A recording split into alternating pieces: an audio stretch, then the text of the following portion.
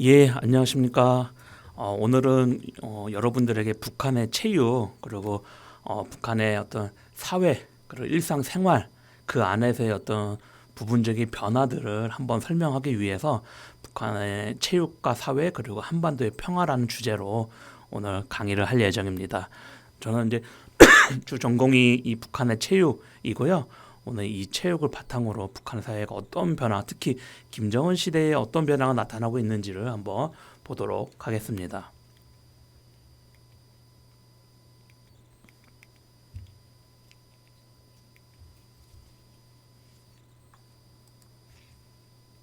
전체적으로 내용은 북한의 특히 이 김정은 시대의 체육 열풍을 좀 볼 거고요. 그 다음으로 이 시대별 북한 체육이 과연 어떤 변화를 통해서 현재까지 왔는지, 그리고 특히 이 김정은 시대에서 말하고 있는 사회주의 문명국이 과연 무엇인가, 그리고 그런 사회주의 문명국 바탕으로 북한에서 말하고 있는 남북 관계 그리고 한반도의 항구적 평화, 그리고 그 항구적 평화 가운데에서의 바로 이 스포츠의 역할 등에 대해서 한번 보도록 하겠습니다. 첫 번째로 김정은 시대의 체육 열풍, 특히 이 북한에서 체육은입니다. 첫 번째로 남북한 체육의 개념 비교입니다. 남한의 체육은 국민체육진흥법 제2조에 따라서 본인의 신체와 정신을 기르고 여가를 선용하는 것으로 체육을 정의를 하고 있습니다. 나아가서 인간의 신체적, 정서적, 지적, 사회적 발달에 목적을 둔 전인교육이다라고도 얘기를 하고 있고요.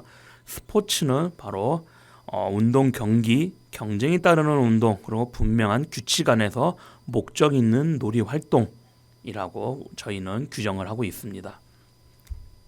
반대로 북한에서는 체육을 다음과 같이 정의를 하고 있습니다. 첫 번째, 체육법입니다.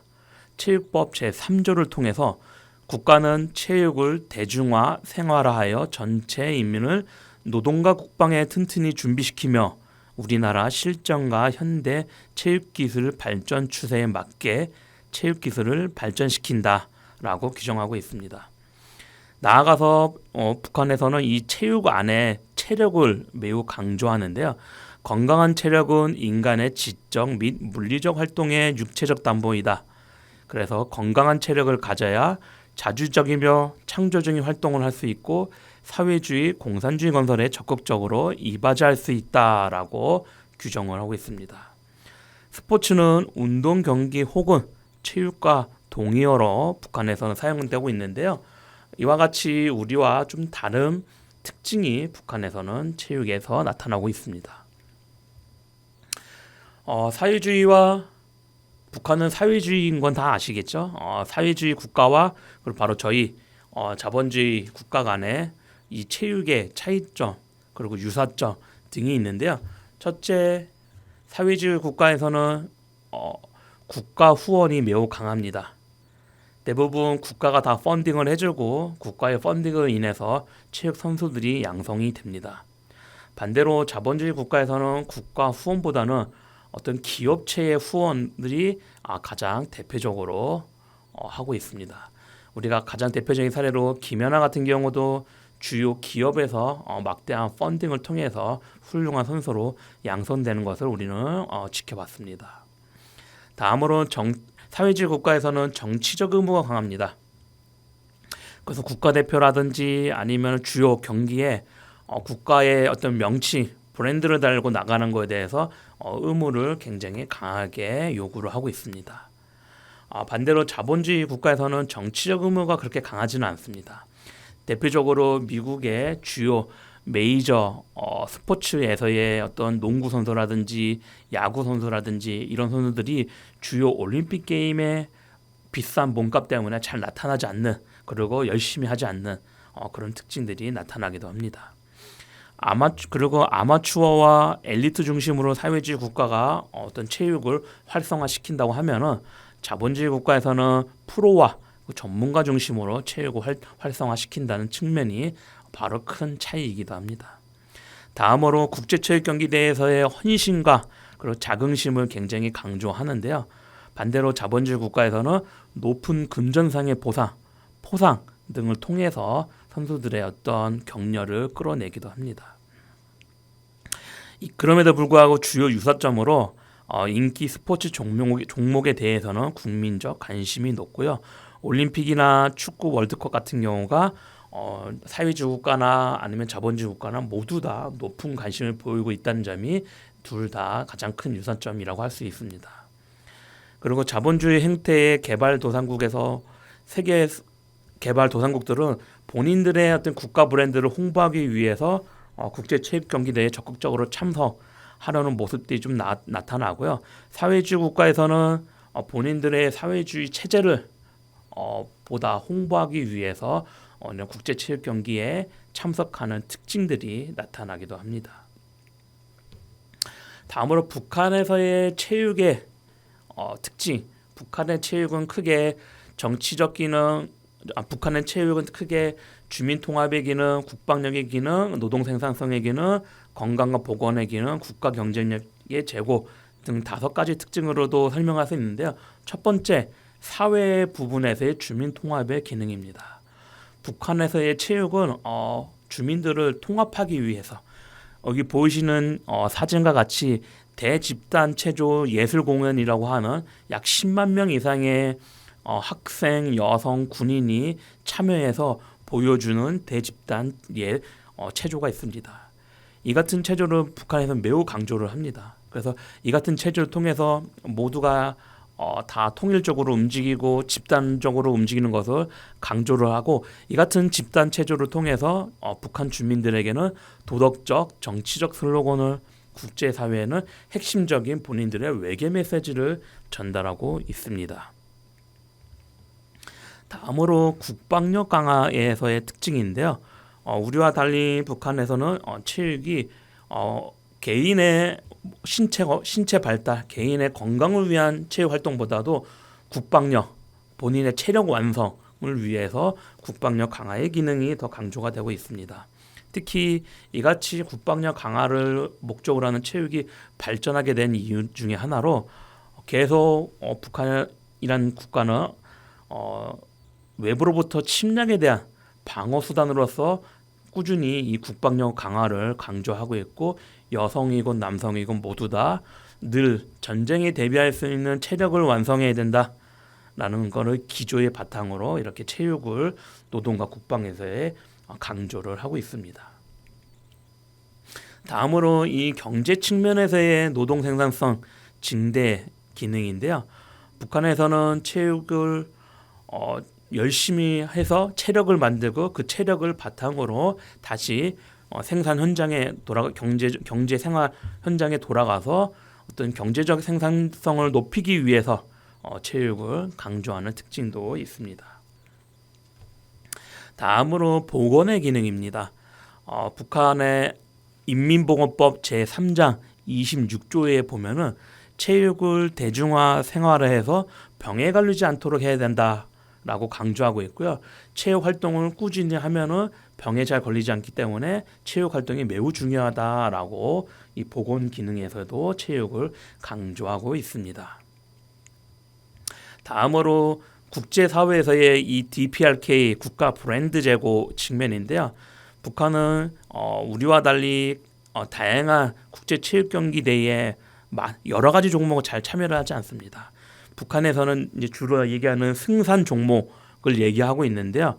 본인들이 가장 잘할 수 있는 종목, 예를 들자면은 역도, 체조, 유도, 그리고 여자 축구 등을 통해서 본인들이 어떤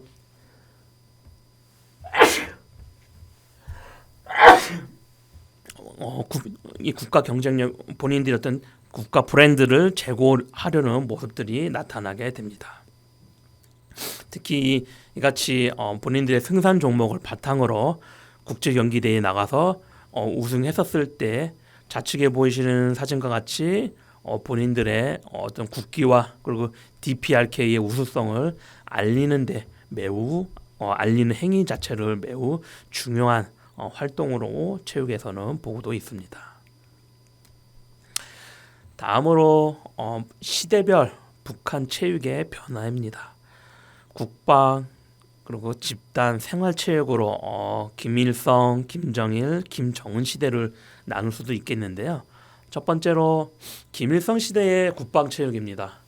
김일성 시대의 국방체육은 첫 번째로 대내적 환경 변화에 따른 인민체력 양성에 매우 큰 중점을 두었고요. 두 번째로는 대외적 환경 변화와 따라서 조국 보위를 위한 국방체육을 중심으로 체육 활동을 하는 특징이 나타났습니다. 특히 내각결정 제7호를 통해서 체육 사업을 국방체육 중심으로 해라라고 김일성이 직접 교시를 내림에 따라서 김일성 시대에는 대부분 조국 보위로 그리고 국방체육 중심으로 체육이 발전하는 특징이 나타나게 됩니다. 다음으로 김정일 시대 들어와서는 김일성 시대와는 약간 다른 양상이 나타납니다. 김일성 사망 이후에 그리고 주요 동유럽 국가들 그리고 주요 사회주의 국가들이 체제 전환을 실시했습니다. 그 가운데서 김정일도 북한식의 사회주의 체제를 보다 공고히 나아가기 위해서 집단 체육, 특히 혼자서 하는 체육 활동이 아니라 둘, 세 명이서 모여서 하는 집단 체육 중심으로 북한의 체육을 발전시키게 됩니다. 특히 그런 가운데서의 어떤 체제, 북한식 사회주의 체제에서 벗어나지 않게 하려는 모든 사람들이 북한 체제 내에 다 들어오게 그리고 북한식 사회주의 체제를 되게 우수하게 느낄 수 있도록 그런 북한식 사회주의 체육을 특히 집단 체육을 강조하는 특징이 나타나게 됩니다. 그런 과정에서도 부분적으로 모기장식 개혁 개방을 하면서도 주요 자본주의 체육도 부분적으로 받아들이게 됩니다. 대표적으로 자본주의 색채가 강한 야구, 소프트볼, 골프, 볼링, 수상스키 등을 이제 북한에서도 김정일 시기에 받아들였는데요. 근데 이런 것들이 모두 다 실제로 활성화가 되고 있냐 이런 측면은 의구심이 많이 있고요. 그럼에도 불구하고 어찌됐건 사회주의 국가에서 철저히 배격하고 있던 이런 자본주의 체육들, 스포츠들을 부분적으로 수용했다라는 측면은 그래도 큰 의미가 있다라고도 해석할 수 있겠습니다. 이런 과정에서 2011년 12월 김정일이 사망하고 갑작스럽게 후계자로 등장한 김정은은 집권 초기에 본인의 어떤 리더십 제고를 위해서 주민들에게 굉장히 나는 김정일의 백두혈통이고 혈통이 매우 강한 우리 북한의 최고 지도자이다라는 것을 좀 강조하기 위해서 이런 생활체육을 강조하는 측면이 나타나게 됩니다. 북한에서는 생활체육이라는 표현을 잘 쓰지는 않고요. 실제로 북한에서는 대중체육이라는 표현을 좀 사용을 합니다. 그래서 이런 대중체육 활동을 통해서 첫 번째 체육 열풍을 강조하게 됩니다. 우측 사진 상단에 보시면 체육 열풍이라는 것이 나타났는데요. 북한의 일상생활, 대중화 생활을 통해서 모든 사회에서 사람들이 체육 활동을 할 수 있는 그런 사회의 풍토를 만들기 위해서 우측에 보시는 사진과 같이 체육 열풍, 선정선동 구호를 바탕으로 전 사회의 체육 열풍을 강조하게 됩니다. 실제로 이 시기에 북한에서 거주했던 주요 북한 이탈 주민들의 당시의 체육 열풍 얘기를 들어보면 실제로 평양뿐만 아니라 모든 지역에 이 같은 체육 열풍들이 굉장히 많이 나타났고 그런 가운데서 3355 모여서 할 수 있는 체육 활동들 특히 탁구, 배구, 축구, 농구 이런 종목들이 굉장히 보급화가 되었다.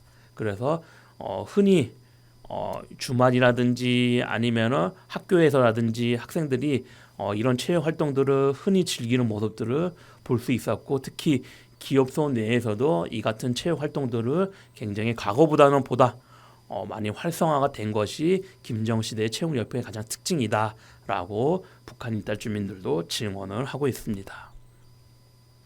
체육 열풍이 좀 많이 활성화가 된 이후에 김정은은 체육 강국 건설을 이제 제시하게 됩니다. 체육 강국 건설을 제시하면서 특히 주민들에게 제시해 줄 수 있는 주요 유의 시설들을 많이 건설하게 되는데요.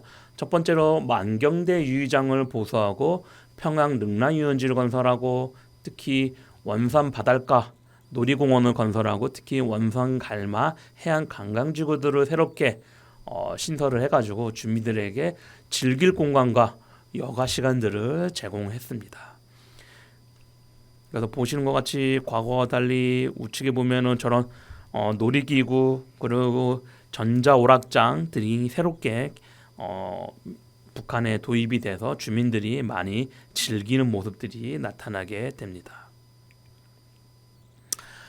이같이 북한에서 크게 5가지 측면, 정치, 경제, 사회, 그리고 대외관계, 그리고 보건, 이런 부분에서의 어떤 전체적으로 북한에서 체육을 바탕으로 좀 변화를 모색을 했는데요.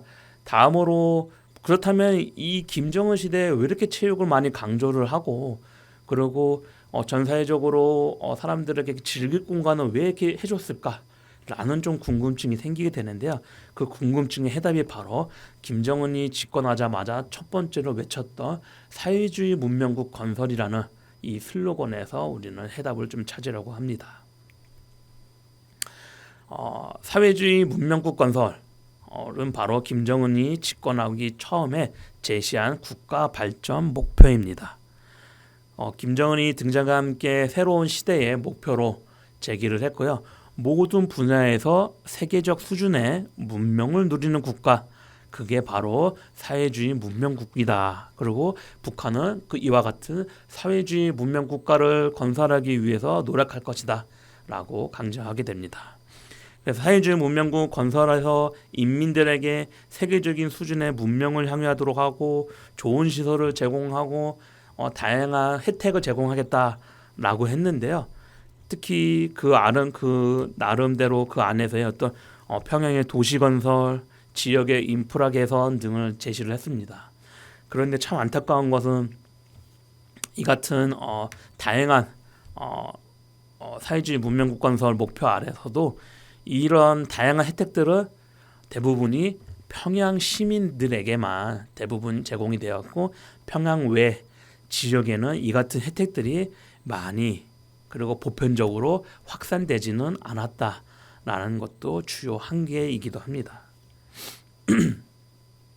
첫 번째로 이 사회주의 문명국 건설에서의 체육은 이제 2012년에 런던 올림픽 종합순위 20위를 달성을 하면서 북한에서는 스스로 우리는 전 세계 총 205개국이 참가한 런던 올림픽에서 20위를 달성할 정도로 체육 강국 국가이다 라는 것을 얘기하고, 바로 2012년 10월 국가체육지도위원회를 발족해서 우리는 체육을 앞으로 김정은의 수건 사업으로 철저히 잘 관리하겠다라고 얘기를 하게 됩니다. 그런 가운데서 체육이 특히 다른 분야에 비해서 굉장히 많은 혜택을 받고 전폭적으로 성장하게 되는데요. 그런 가운데서의 체육인 처우도 많이 개선이 되고, 굉장히 모든 사람들이 체육을 잘하면은 본인에서 어떤 우리가 흔히 말하는 개천에서 용이 날 수 있다. 그리고 신분을 상승할 수 있는 가장 큰 어떤 분야이다라고 할 정도로 체육이 김정은 시대 들어와서는 모든 사람들이 관심을 가지는 종목으로 분야로 등장하게 됩니다. 이 같은 특징을 바탕으로 해서 2013년도에는 사회주의 문명국 건설을 우리가 그러면 어떻게 무엇을 잘할 것이냐라고 또 제시가 됩니다. 그런 이제 가운데서 최초로 장애인 전용 체육 시설이 건설이 되었다라는 보도가 나왔고요. 김정은이 관심을 갖고 있는 특히 농구 관련해서 데니스 로드맨이 방북해서 어떤 간접적인 스포츠 외교도 진행을 했고요. 그리고 김정은이 집권하자마자 마식령 스키장을 건설해서 많은 사람들이 스키를 탈 수 있는 사회주의 문명국을 건설하겠다라고 해서 스키장을 건설했습니다. 이 외에도 만경대산 국제 마라톤 대회를 유치해서 다양한 외국인 관광객들이 북한을 방문하고, 그리고 또 북한에서 다양한 관광을 즐기고 체육을 할 수 있도록 여건을 만들겠다라고 언급을 했고요. 이 외에도 평양에 주재하고 있는 주요 외교관들을 초청을 해서 체육 대회를 진행해서 어떤 교류 협력을 증대하는 특징도 나타나게 됩니다. 그리고 역도 아시아 클럽 대항 선수권 대회를 개최를 해서 처음으로 우리나라 사람들이 북한에 가서 경기를 하고 그 경기가 끝나서 우승을 했었을 때 우리의 태극기가 개항이 되고 우리의 애국가가 연주가 되는 최초의 변화도 김정은 시대에 나타나게 됩니다. 2014년도에는 인천 아시안 게임을 통해서 북한은 다시 한번 체육 강국 건설을 언급을 했고요. 2014년 인천 아시안 게임에 북한의 권력 3인방 황병서, 최룡해, 김양곤이 방문을 해서 그 당시 경색된 남북 관계를 해결하기 위한 체육을 통한 어떤 교두보를 열기도 했었습니다. 그리고 그 이후에 어떤 국제 체육 경기라든지 아니면 남북 동시 체육 경기 대회 개최 등을 위해서 우리나라의 태릉 선수촌과 같은 북한의 앙골 체육촌, 지금은 청춘거리 체육촌이라고 하는 그 지역이 새롭게 리모델링 되는 특징도 나타나게 됩니다. 그리고 5월 1일 경기장이 전 세계에서 가장 큰 15만 명을 수용할 수 있다고 하는 경기장이라고 하는데요. 이 경기장도 새롭게 준공을 하면서 북한에서의 어떤 체육이 정말로 다른 시대보다도 되게 강조되고 있구나라는 것을 볼 수 있는 주요 특징들이 나타나게 됩니다. 2015년도에는 동아시안 게임에서 북한 여자 축구가 우승을 하면서 역대 최고 지도자 중에서 최초로 이들을 맞이하기 위해서 김정은이 왼쪽 보이는 사진과 같이 직접 공항에 방문해서 이들을 격려해주는 특징도 나타나게 됩니다. 그리고 사회주의 국가에서는 보기 쉽지 않은 저런 자본주의 상징인 광고판들이 주요 경기 대회에도 등장하는, 그래서 하이브리드 되는 사회주의 국가에서만 가지고 있는 특징이 뿐만 아니라 자본주의 국가에서 가지고 있는 주요 특징들도 이 북한식 사회주의의 하이브리드 되는 특징들이 나타나게 됩니다. 그 옆에 바로 있는 이 평양 골프장과 평양 시내의 자전거 투어 등도 바로 하이브리드된 새로운 스포츠 외교, 스포츠 관광이라고 설명할 수 있겠습니다. 이 외에도 아까 앞서서 말했던 우리의 생활체육과 비슷한 북한의 대중체육이 굉장히 활성화되게 됐는데요. 대표적으로 여성들을 위한 38 국제부녀절 여성체육 경기대회 혹은 보건부문 체육경기대회, 예술인 체육대회 등을 통해서 대중체육이 활성화되었고요. 이 외에도 무도경기, 특히 태권도가 굉장히 과거에 비해서 많이 활성화된 특징도 나타납니다. 그리고 우리와 유사하게 민족 체육으로서 씨름이 매년 추석 때마다 천하장사를 선발하고 TV에서 중계해주는 특징도 나타나게 됩니다. 그리고 2017년 국제체육경기대회와 그리고 남북체육교류대회를 준비를 하면서 북한에서도 변화가 나타나게 되는데요. 특히 2017년도에 세계 아이스하키 선수권대회에 북한 선수가 갑자기 참여를 하면서 북한에서의 어떤 변화를 우리가 북한의 변화를 우리가 알 수 있었고요. 그리고 2017년 10월 달에 전 IOC 위원인 북한의 장웅 IOC 위원이 우리나라에 방문을 해서 특히 그 자리에 우리의 문재인 대통령이 어떤 축하 인사를 하러 축사를 한 자리에서 자연스럽게 문재인 대통령과 장웅 IOC 위원이 만나고 그 자리에서 2018년도 평창 동계올림픽에 바로 북한의 참여를 저희가 요청을 했습니다. 당시 장웅 IOC 위원은 북한의 이 평창 동계올림픽 참여 여부 관련해서는 높은 수준에서의 대화를 해야 된다. 즉 우리와 달리 사회주의 국가 체제인 결정권은 최고 지도자가 가지고 있다라는 측면을 간접적으로 얘기를 했고요. 그런 내용을 바탕으로 2018년 1월 1일 신년사를 통해서 바로 김정은은 평창 동계올림픽에 북한이 참여할 것이고 남한에서 개최하고 있는 개최할 예정인 평창 이 동계올림픽 그리고 평창 동계 패럴림픽에 북한은 적극적으로 도움을 주겠다라고 신년사를 통해서 언급을 하게 됩니다. 그래서 이 같은 변화를 바탕으로 해서 IOC 조직위와 저희는 긴급하게 대화를 나누고 IOC 총회를 열어서 북한을 참여시키는 방법을 모색을 했고요. 당시 북한을 참여시킬 수 있는 방법이 바로 업저버로 북한을 참여할 수 있는 방법이 있더라라는 측면을 우리가 알게 되었고, 업저버로 바로 북한이 2018년 평창 동계올림픽에 참여해서 주요 남북 단일팀 성과를 보여주고 남북 교류 협력을 하는 특징도 우리는 당시에 확인을 할 수 있었습니다. 이 외에도 저희는 2018년도 여름에 자카르타 팔레행방 아시안 게임에 다시 한번 남북 단일팀이 출전을 했고요. 이같이 2018년도 남북 간의 큰 전환점을 바탕으로 18년 내내 남북 간의 다양한 교류 협력이 진행이 되었다라는 특징이 있었습니다. 2019년도 들어와서 2019년 1월 달만 해도 남북 간의 어떤 2032 남북 공동올림픽을 개최하자, 혹은 2019년 1월 달에 남북 핸드볼 단일팀이 독일에 가서 경기를 치르는 등 굉장히 활성화가 되었었는데요. 2019년 2월 북미 하노이 회담이 노딜로 끝나면서 북한에서는 큰 성과 없이 2019년 2월 북한으로 다시 베트남을 방문했다가 김정은이 돌아왔고요.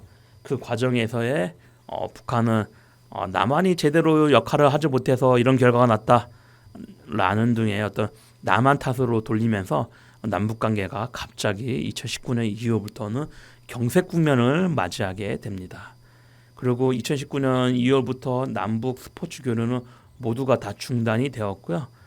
그래서 우리가 그동안에 2032 공동 올림픽을 개최하자, 2024 강원도 청소년 동계 올림픽을 같이 하자 등을 논의를 했는데 모든 논의가 그냥 한순간에 다 중단이 되는, 현재까지도 추가 논의가 진행되지 않는 안타까운 상황들이 2019년 2월 북미 하노이 노딜 이후에 발생하게 됩니다.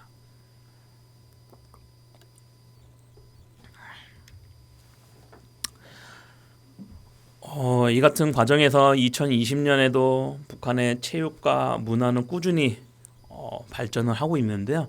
특히 이 5.1 경기장과 그리고 북한의 체육 과학기술의 발전을 위해서 주요 세미나라든지 아니면은 이런 박람회 등을 통해서 스스로 자가 발전하는 특징들은 여전히 나타나게 됩니다.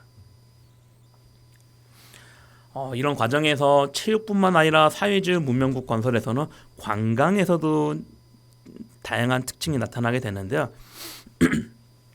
특히 김정은 시대에 북한에서 제기했던 경제개발구를 얘기를 할 수 있는데요. 특히 이 조선민주주의 인민공화국 주요 경제지대들이라고 하는 주요 잡지를 통해서 북한에서는 18곳의 관광 관련 경제 개발구를 지정을 하게 됩니다. 특히 이와 같이 이 지대에 보시는 것처럼 라선 지역, 백두산 삼지연 지역, 그리고 강원도 금강산 지역, 강원도 원산 지역, 황해남도 개성 지역, 그리고 남포, 평양 등을 이제 주요 관광의 핵심 메카로 소개를 하고 있는데요. 실제로는 김정은이 직접 현지 지도를 통해서 보여준 대표적인 김정은 시대의 관광 지역은 크게 세 가지로 설명을 할 수 있을 것 같습니다. 첫 번째가 바로 평양과 원산 갈마지구 사이에 있는 가운데에 있는 양덕온천 문화휴양지입니다. 양덕온천 문화휴양지에는 스키장과 그리고 온천 그리고 리조트 이 세 가지를 묶어서 주요 휴양지로 개발을 했다고 하는데요. 특히 이곳을 통해서 북한 주민들, 특히 주요 태역 군인들에게도 이 지역에서 휴양을 할 수 있도록 제공을 하고 있다. 그리고 이 지역 역시 주요 관광 지역으로서 해외 관광객들에게 우리는 북한에서는 홍보하고 있다는 것이 가장 큰 특징이었습니다. 다음으로 이 17번 주변에 있는 백두산 주변의 삼지연시입니다. 삼지연시는 김일성 시대에 항일 투쟁하면서 김일성이 많은 고초를 겪고 있었던 그런 지역으로서 북한에서 설명이 되고 있는데요. 그래서 이 지역을 김정은이 직접 김일성이 항일 투쟁하던 그 시기와 또 동일하게 행보를 경험하는 어떤 프로그램을 만들었고, 모든 북한의 이런 기업소에 있는 근로자들이 이와 같은 백두산에서의 어떤 칼바람 맞기, 그리고 어떤 그 투어 등을 통해서 과거의 김일성 시대의 북한의 어떤 그런 어떤 정신 기운들을 받는 그런 행동들을 주로 이 삼지연시를 통해서 지금도 꾸준히 진행하고 있습니다. 그런 내용을 바탕으로 북한에서도 삼지연시를 주요 핵심 관광지로, 특히 북중 관광의 어떤 주요 핵심 지역으로 새롭게 김정은 시대에 개발을 한 지역이기도 합니다. 다음으로 원산갈마 해안 관광지구가 있는데요. 기존에는 금강산 국제 관광 특구를 통해서 남북 간의 금강산 관광 협력이 계속 잘 되었다라고 나는 특징이 있었는데요. 김정은 시대 들어와서는 이 원산 해안 갈마 지구를 새롭게 개발을 했고요. 이 지역은 특히 쿠바의 바라데로라고 하는 주요 핵심 관광 특구 지역을 롤모델을 삼아갖고 똑같이 개발한 지역이기도 합니다. 그래서 이 지역을 개발하기 전에 실제로 북한의 관광 총국의 주요 핵심 인사들이 쿠바를 3차례나 방문해서 경험을 쌓았고 오는 특징도 나타나게도 됩니다. 이거 외에도 김정은 시대에는 뭐 골프 관광, 마라톤 관광, 자전거 관광, 서핑 관광, 평양 헬기 관광, 그리고 집단 체조 관광 등을 통해서 다양한 형태의 하이브리드된 하이브리드된 관광들을 외국인들에게 선보이고 있고, 관광 사업을, 특히 이 관광 서비스 사업을 활성화시키고 있는데요. 북한이 생각했던 만큼 큰 효과는 나타나지 않는 것으로 나타나고 있습니다. 왜냐하면 실제로 북한까지 와서 이 같은 관광을 하는 것보다 남북 간의 어떤 금강산 관광 협력이 더 활성화되었다는 것이 과거의 우리의 관광 협력 사례에서도 주로 나타나는 특징이기도 합니다.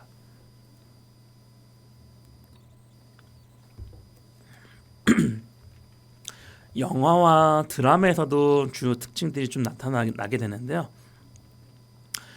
과거에 되게 좀 이렇게 딱딱한 드라마에서 김정은 시대 들어와서 뭐 소년 탐구자들, 뭐 포성 없는 정구, 기중이 여겨라 등의 새로운 형태의 어떤 SF, 그리고 뭐 로맨틱한 이런 드라마들이 새롭게 등장하면서 김정은 시대의 어떤 볼거리들이 굉장히 다양해졌다라는 것도 북한에서 말하고 있는 사회주의 문명국 건설의 하나라고도 설명할 수 있겠습니다.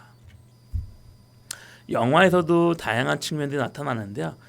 김동무는 하늘을 난다, 그리고 우리 집 이야기, 복무의 좌우, 이런 것들을 통해서 기존에 좀 북한의 어떤 혁명 사상, 어떤 북한의 어떤 특정 사회주의 사상 중시하는 이런 영화 중심이 아니라 다양한 특정의 어떤 뭐 이슈를 바탕으로 영화가 제작이 되거나, 아니면 젊은 사람들을 위해서 어떤 젊은 사람들의 어떤 고민거리, 이런 것들도 영화를 만들고, 이런 것들이 새롭게 주민들에게 보급되는 특징들이 나타나면서 과거와 다른 김정은 시대의 새로운 변화들이 영화에서도 나타나게 됩니다.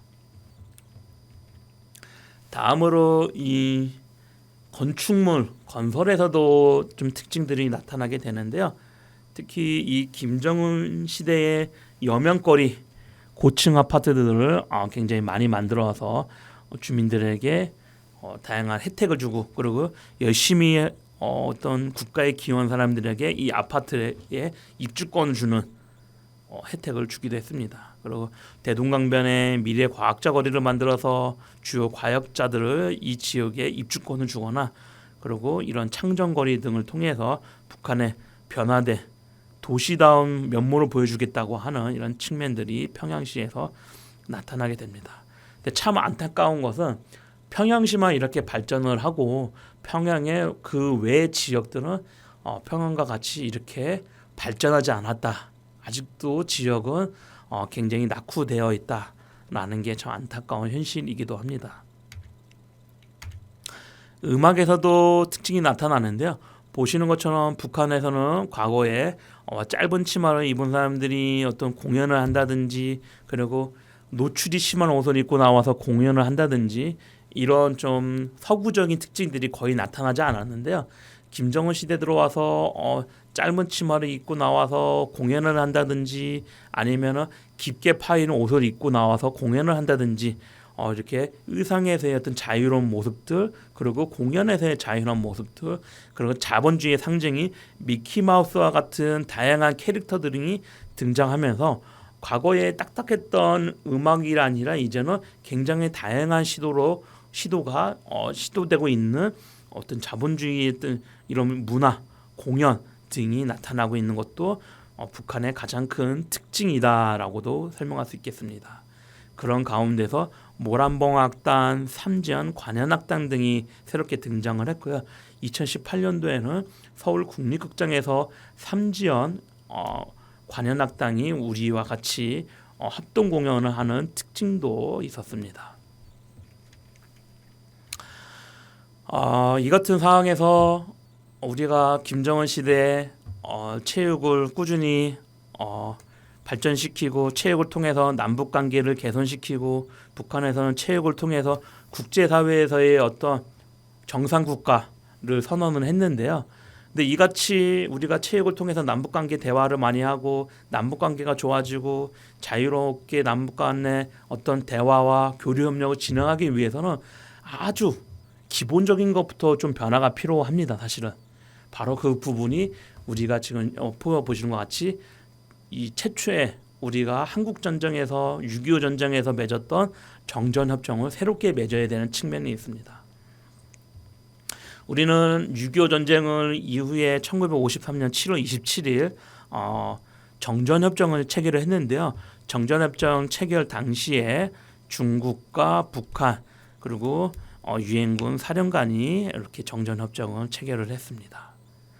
그래서 지금도 우리가 우리의 DMZ 그리고 남북 관계를 우리 땅을 거쳐서 지나갈 때 늘 이 유엔군 사령관의 허가를 받고 MDL을 지나가야 되는 그런 좀 안타까운 상황들이 아직도 발생되고 있습니다. 그래서 지난 시기에 이같이 첫 단추가 잘못되어 있는 것, 우리 땅에서 우리가 주인인데 우리 마음대로 잘 해결하지 못했던 것을 다시 잡자라는 측면에서 판문점 선언을 했고요. 그래서 그런 선언들을 바탕으로 우리는 종전 선언이 필요하다라고 제기를 했습니다.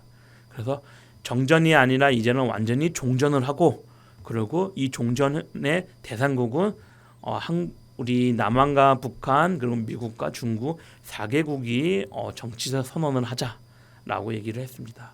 이 같은 종전 선언을 통해서 우리는 주요 국가들이 했었던 것 같이 평화협정을 맺고 평화협정을 맺어서 우리가 전쟁 상태를 종결시키고 그리고 항구정의 평화의 상태를 만들어 놓고 그리고 이런 평화의 상태에서 법적 제도적 장치를 완전하게 마련을 해서 우리가 다시는 과거와 같은 전쟁을 그리고 다툼을 일으키지 않도록 우리는 협정을 체결하자. 여기까지가 됐었을 때 우리가 여기까지 됐을 때 우리가 말할 수 있는 항구적이고 공고한 평화 체계가 구축이 될 것이다라고 얘기를 했습니다. 이 같은 상황에 구축이 됐었을 때 평화 체제가 유지가 되고 심화돼서 평화 공존이 공고화되고 제도화가 될 것이다. 이 상태까지가 되게 되면은 우리가 진정으로 자유롭게 남북 간의 대화를 하고 왕래를 하는 수준까지 발전할 수 있을 것이다 라고 얘기를 했으며 이 같은 시작에는 우리가 바로 처음에 잘못 맺었던 이 정전협정을 다시 종전선언으로 협정을 다시 체결하는 것이 매우 중요하다라는 것을 우리는 계속 얘기를 했습니다.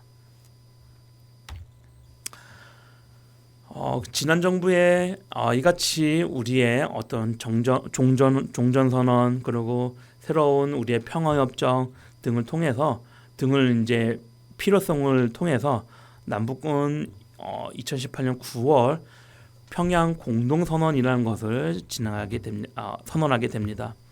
그 안에서의 어떤 체육을 강조도 했는데요. 특히 2032년 하계 올림픽에 남북 공동 개최를 유치하는데 협력하기로 했다라고 했지만 실제로는 2019년 2월 이후에는 협력을 하지 않고 지금까지도 남북 간에 그 어떤 대화도 하지 않는 안타까운 상황이 발생을 했습니다. 그럼에도 불구하고 남북 관계에서 스포츠는 매우 중요한 역할을 했고요. 특히 1963년부터 현재까지 총 685회라고 하는 남북 회담이 진행이 됐는데요. 실제로 남북 체육 회담은 그 중에서 55회나 되는 아주 높은 비중으로 회담이 남북 간에 진행이 됐고요.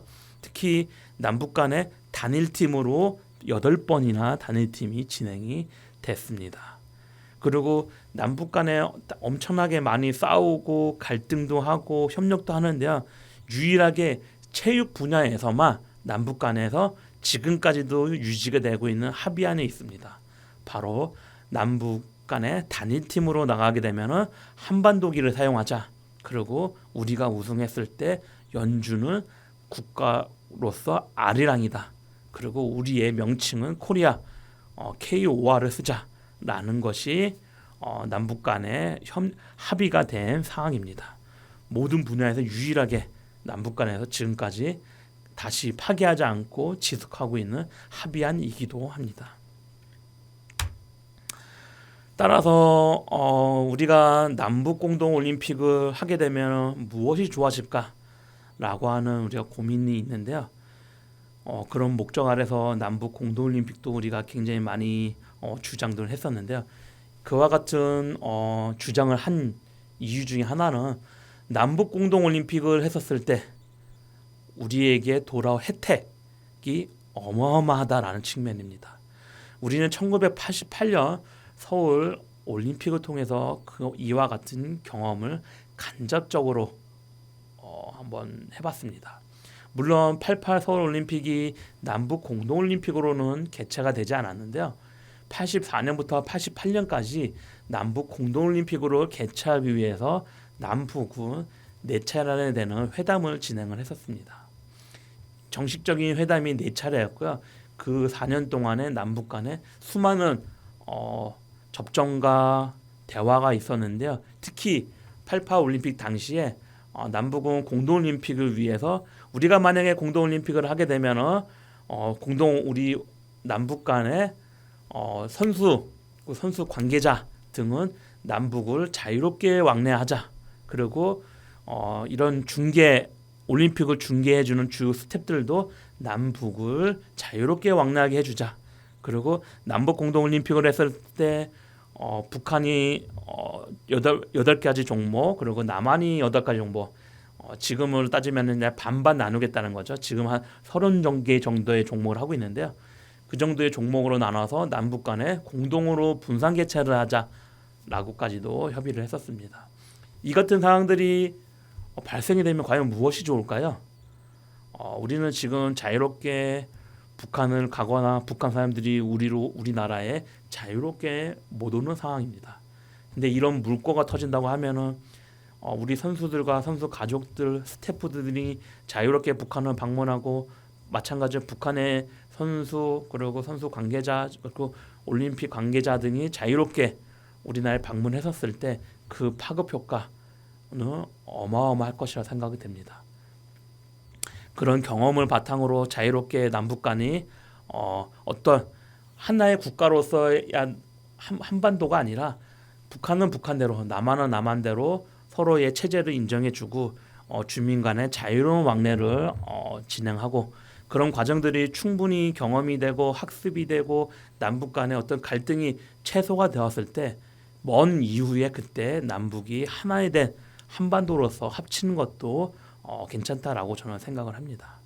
단기간에 뭐 북한이 체제가 붕괴가 될 거예요. 아니면 북한이 우리나라를 적화 통일할 거예요. 혹은 우리가 북한을 통일을 시킬 거예요. 이런 게 중요한 게 아니라 서로 가지고 있는 다양한 이질감들을 서서히 줄여 나가면서 동질감을 계속 끌어올리고 이런 시간들이 충분히 남북 간의 논의가 끝났을 때 그때 남북이 보다 한 단계 나아간 우리의 상황으로 만들어 나가는 것도 괜찮겠다.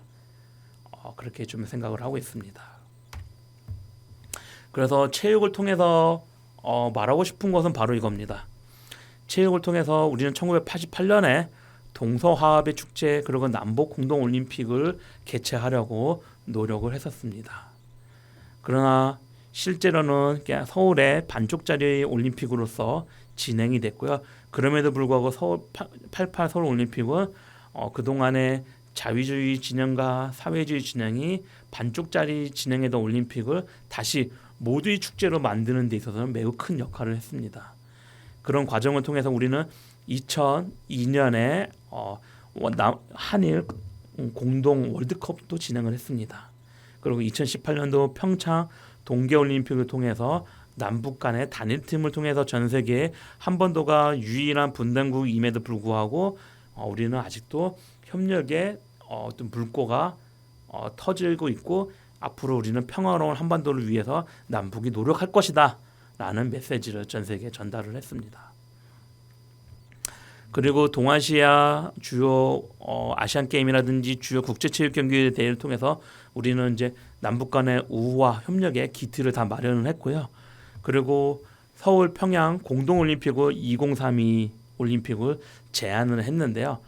그거는 현재 호주로 지금 넘어간 상황입니다.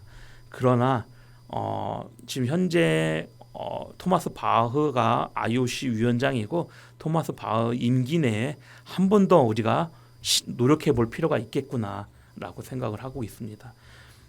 그래서 저는 2032가 아니라 평창 동계올림픽 때 저희가 평창 동계올림픽도 3번의 시도 끝에 된 것처럼 2032가 안 되면 2036을 하고 2036이 안 되면 2040을 목표로 해서 우리가 결국에는 2040의 남북 공동올림픽을 추진을 하고 결국에 2045에 우리가 분단이 된 100주년이 되는 광복 100년이 되는 하나의 된 나라로서 살아갈 수 있는 이런 원코리아가 될 수 있도록 우리가 노력을 해야 되지 않을까. 그리고 바로 이 내용을 듣고 있는 여러분들이 이런 큰 변화 안에서 여러분들이 핵심이 돼야 되는 2045년 여러분 금방 옵니다. 여러분들이 이때 주요 핵심 주체가 돼서 그런 역할을 해야 되는 거고 그리고 이런 역할 속에서 여러분들이 이제는 서울역에서 기차 타고 영국까지 가서 영국에서 프리미어리그를 볼 수 있는 그런 상황을 저희도 만들려고 노력할 것이지만은 여러분도 그런 핵심의 주체가 될 수 있도록 여러분들도 그런 역할을 해주셨으면 좋겠습니다. 마지막입니다. 주요 사진을 보면 2가지가 있습니다.